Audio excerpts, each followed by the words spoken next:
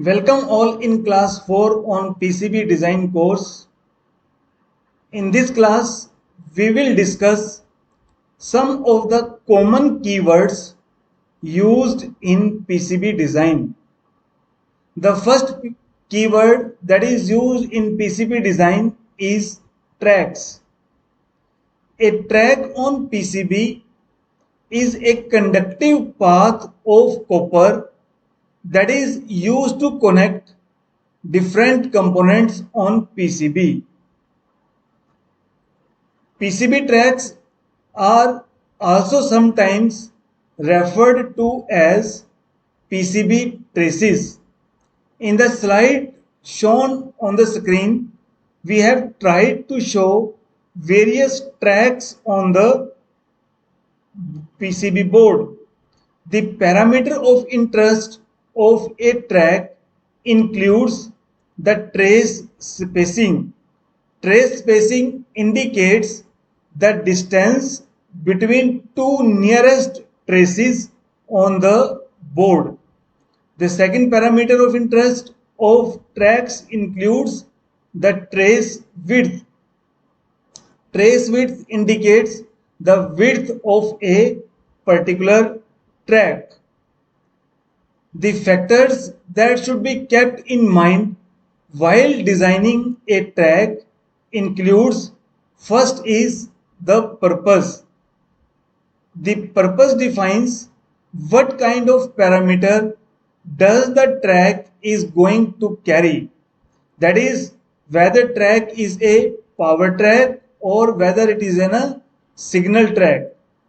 Power track should always be wider than signal track because power tracks carry more power as compared to signal tracks.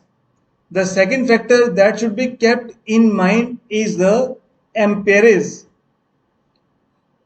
That is, the design of track also depends upon the amount of the current that track is going to carry. When the current passes through the track, it will generate heat. The track should be of enough width and length to handle this heat. Otherwise, there are chances that track is destroyed due to overflowing of current through it, and this damage of trace will ultimately damage the working of the PCB. The third factor to consider while designing the tracks includes the location. So there will be a lot of components included on the circuit board which will be connected with one another using different tracks.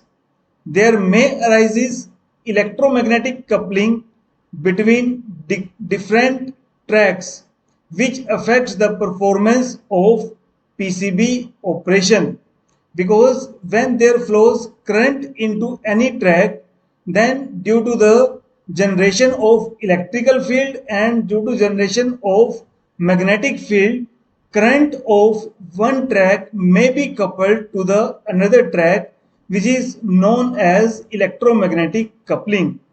By adjusting the distance between the tracks and by adjusting the geometry of the tracks, we can get rid of electromagnetic coupling up to some extent. The next parameter that should be kept in mind while designing the tracks includes the shape of the track. When tracks bend at 90°, there is sudden change in impedance of track at the point of bend, due to which the reflection of the signal appears at the point of bend. So in order to avoid reflections, the sharp right angle tracks bends should be avoided. The next keyword that is often used in PCB design is jumpers. So jumpers are a convenient way to cross a trace on printed circuit board when there is no other option.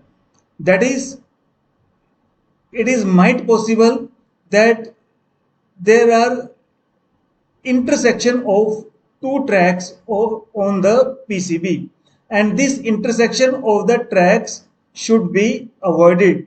So one way to avoid this intersection of track is by using jumpers. So jumper can be made by using simple wires, or jumpers can be obtained by specially designed components that are used as jumpers on the PCB.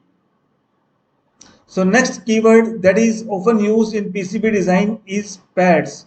A pad is a small surface of copper in printed circuit board that allows soldering the component to the board.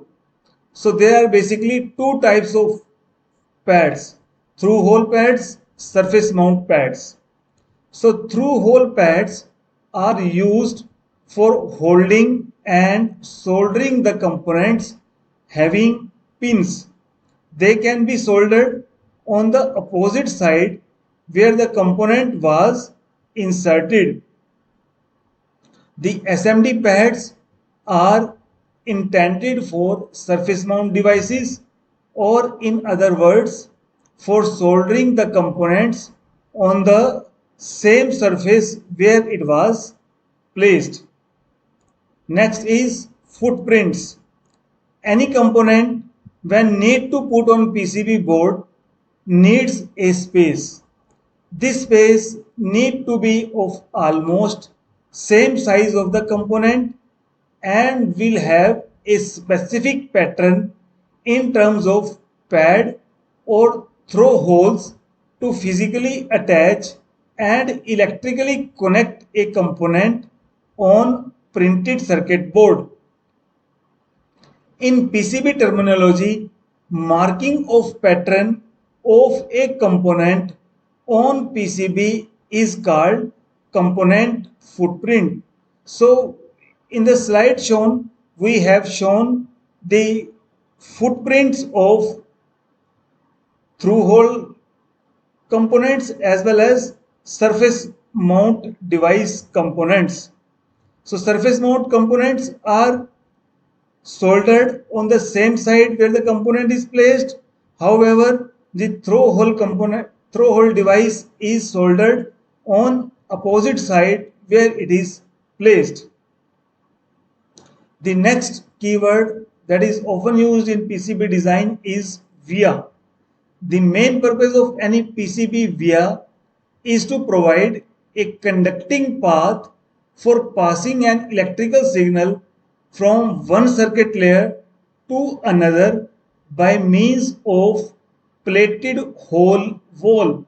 Plated hole wall means that the hole is filled with a conducting material in order to conduct from one layer to the another layer. Tracks in different layers are connected by using through hole vias. The next parameter of interest is annular ring. An annular ring is a technical term designed for the area between the hole drilled into a via and the edge of the conductive copper pad. So in the slide we have tried to show an via by using the mouse. The main purpose of an annular ring is to establish a good connection between via and copper trace. Now there is some common keywords which are used for the shortcomings of PCB. The first shortcoming of PCB is solder bridging. Solder bridging is one of the many soldering issues that can occur on PCB during its manufacturing. It takes place when two or more pads, as shown in the slide on the screen, it takes place when two or more pads becomes connected through an excessive application of solder, creating a bridge between two pads, or it may be between more than two pads. The next shortcoming is solder voids. A solder void is generated due to the insufficient availability of solder while creating the joint. Typically, a solder void contains air. So, this is a type of void in the solder, that is there is an air gap between the solder. Here we have to connect two traces and they are connected through a solder, and in between the solder there are some air gaps and these are called solder voids. So this is all that we want to discuss in this class. Thank you very much.